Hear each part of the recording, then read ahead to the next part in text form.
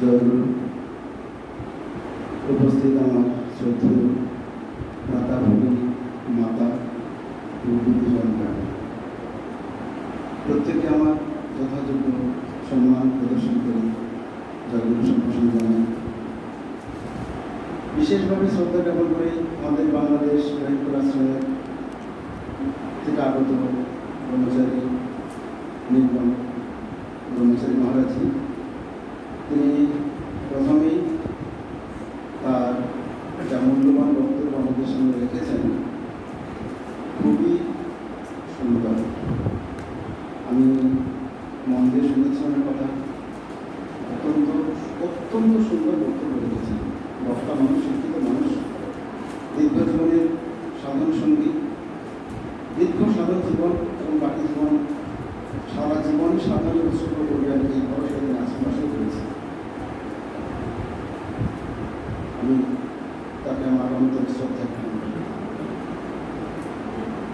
আমি শ্রদ্ধা জ্ঞাপন করি নীলনগর অখণ্ড মণ্ডলীর সকল গুরু ভাই বোনের শ্রদ্ধা জানাই। এই কারণে এই আশ্রমের সঙ্গে যুক্ত হওয়ার পর থেকে তারা যেভাবে আশ্রমের বিভিন্ন প্রকল্পে এবং সমগ্র কাজে তারা যেভাবে উৎসাহ নিয়ে লেগে আছেন, এটি অত্যন্ত দৃষ্টান্ত স্থাপন করে। আমি বিশেষভাবে শ্রদ্ধা জানাই আমাদের বড়রামদাকে। বড়রামদার ধ্যান জ্ঞান যেন ওই শ্যামপুর অখণ্ড মিলনশীল আশ্রম, ওনার ধ্যান জ্ঞান বিশেষভাবে শ্রদ্ধা জানাই ওনাকে এই কাজের জন্য। বাবা মনে সুস্থ দীর্ঘ জীবন দান করুন, প্রার্থনা করুন। এবং ওনার সঙ্গে আরও যারা বয়োজ্যেষ্ঠ রয়েছেন, আমি কারোর নাম বিশেষ করে উল্লেখ করতে চাই না, সকলে কৃষ্ণদা ইয়ং জেনারেশন ঠাকুর ইচ্ছা করলে তাকে দীর্ঘদিন এই কাজের প্রতি রাখবেন। কৃষ্ণ বলরাম ভাই, না আমি কাউকে বাদ দিচ্ছি না, সকলের নাম তো জানি না, নতুন নতুন আসছেন, আপনারা উৎসাহ দাতা, এই জন্য আপনাদেরকে আমি একটু যেন প্রাধান্য দিচ্ছি। আপনারা উৎসাহ দাতা, আপনাদের উৎসাহে উৎসাহিত হয়ে নতুন নতুন প্রচারের গুরু ভাই আসছেন, কিন্তু লক্ষ্য আপনাদের কিন্তু জগৎমঙ্গল এবং মাধ্যমটা হচ্ছে শ্যামপুর অখণ্ড মিলনশীল আশ্রম। তো আপনাদেরকে পেয়ে আমরা ধরুন। আজকের এই সময় চেষ্টা হয়তো ক্ষুদ্র প্রয়াস, ছোট্ট প্রয়াস। আমি স্বামী বিবেকানন্দের একটা বাণী আমার খুব ভালো লাগে। স্বামীজি বলছেন যে আমি তো সূর্যের মতো আলো দিতে পারি না, আমি জোনাকির মতো মিটমিট করে আলো দিতে পারি তো জগৎকে। তো আমি সেই ছোট্ট একটি প্রাণী, ছোট্ট একটু প্রাণ আমার,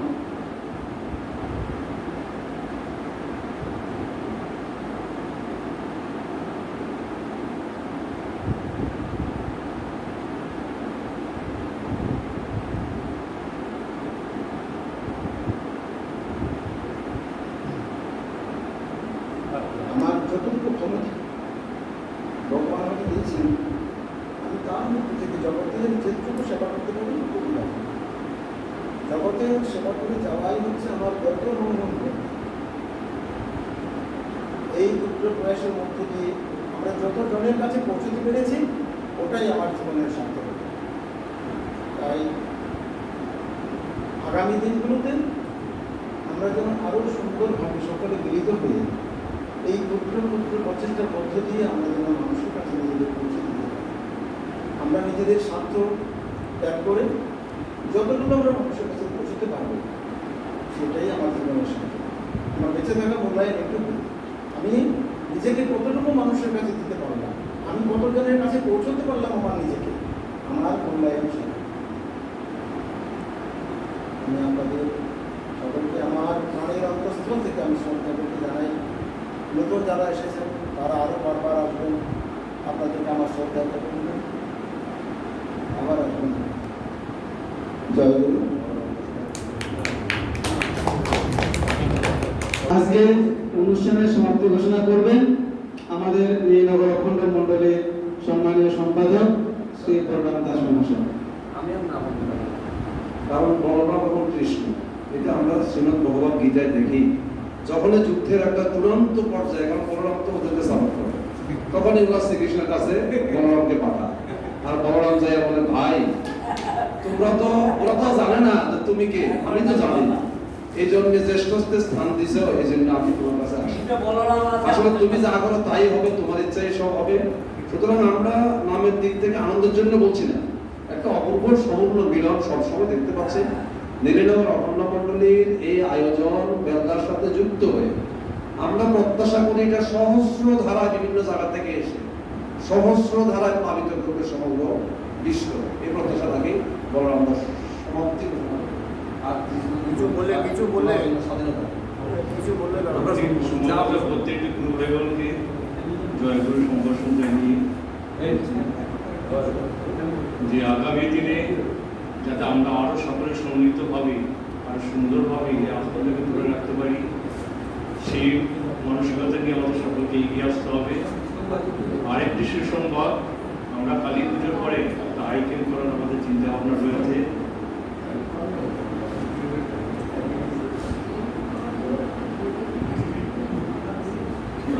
পুজোর পরে আর কি, পুজোর পরে আমরা একটা আইটেম করার চিন্তা ভাবনা আমাদের রয়েছে। কারণকে ওরা ওদের সাথে কথা বলেছে, ওরা বলেছে মিনিমাম 100 লোককে আমাদের দিতে হবে, তাহলে আমরা ক্যাম্পটা শুরু করি। সেখানে যদি ক্যাম্প আমরা করতে পারি বিনা পয়সা, সেখানে চোখ অপারেশন হবে এবং শঙ্কর নেত্রালয়।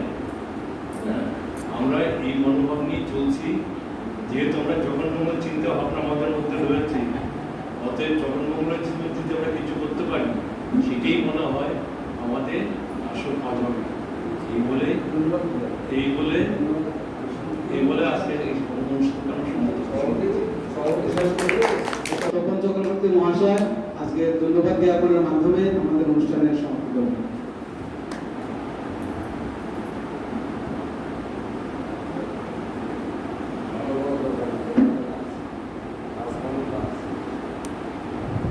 সর্বযুগের সর্বঋষি অখণ্ড মণ্ডলেশ্বর শ্রী শ্রীমৎ স্বামী স্বরূপানন্দ পরমহংসদেব আমাদের এক আলোক বর্তিকা, প্রত্যেকের জীবনের এক আলোক বর্তিকা।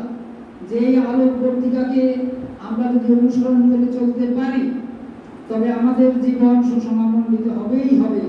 আমাদের ভবিষ্যৎ প্রজন্ম চরিত্রবান এবং দেশের উন্নতি করবেই করবে, এই আশা আমরা অবশ্যই করতে পারি এবং তার দৃষ্টান্ত কিছু কিছু ক্ষেত্রে এখন দেখা যাচ্ছে। তো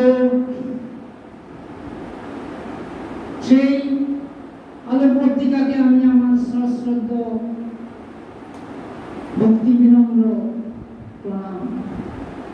শুধু বাংলাদেশ থেকে আগত আশ্রম বাসী এবং আশ্রমের সর্বক্ষণের কর্মী শ্রদ্ধেয় নিম্নগামীকে আমার সশ্রদ্ধ প্রণাম এবং উপস্থিত প্রত্যেককে শ্রীগুরু বিগ্রহ জেনে প্রণাম এবং জয়গুরু। তো বাবা বলে বাড়ির যে চাঁদপুরে যে বাড়ি, সেই বাড়ির পাশ দিয়ে ট্রেনের একটা রাস্তা আছে, সেখান দিয়ে ট্রেন যাতায়াত করতো। তো বাবা মনির নাম তখন বল্টু। তো বল্টুকে জিজ্ঞাসা করছে যে ট্রেন কি যাচ্ছে, কি শব্দ হচ্ছে? সেই সময় বাবা মনি বলছেন, যত দিবি তত পাবি শব্দ হচ্ছে। তো সেই যত দিবি তত পাবি, এই শাশ্বত বাবা মনির বাণী অভ্রান্ত সত্য। কুফলকিতে দুই একটা ঘটনার কথা বলি।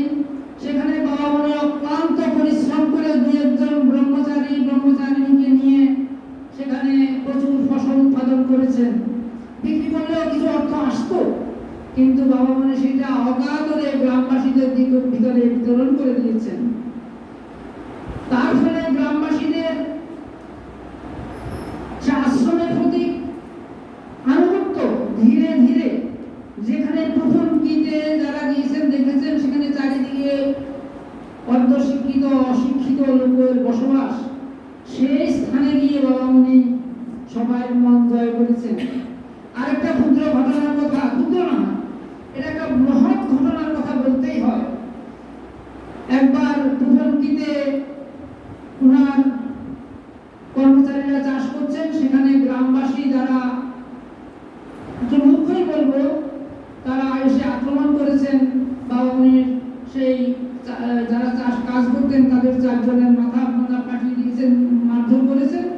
তো চাষ থানা থেকে এসে তাদেরকে অ্যারেস্ট করে নিয়ে যান, কিন্তু বাবামণির উদাসীনে তাদের 6 মাসের জেল হয়। সেই 6 মাস তাদের পরিবারকে বাবামণি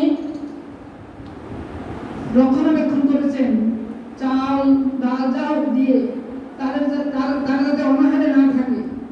তো ওরা এই 6 মাস পরে জেল থেকে বেরিয়ে বাবামণির ভাই বলেছেন যে, বাবা বলছেন যে আমরা তোমাকে চিনতে পারিনি। এই হলো বাবামণি। তো আমরা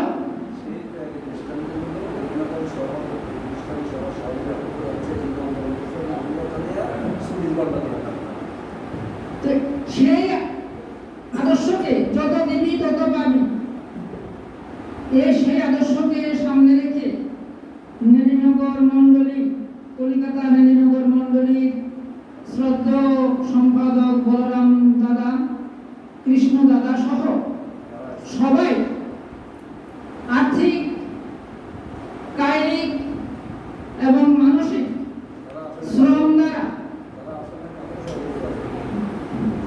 যারা এখানে শারীরিকভাবে উপস্থিত হতে পারেননি, তাদেরও প্রত্যেকের সহযোগিতায় এই বস্ত্র বিতরণ অনুষ্ঠানটি একটা মহতী অনুষ্ঠান সুসম্পন্ন হলো।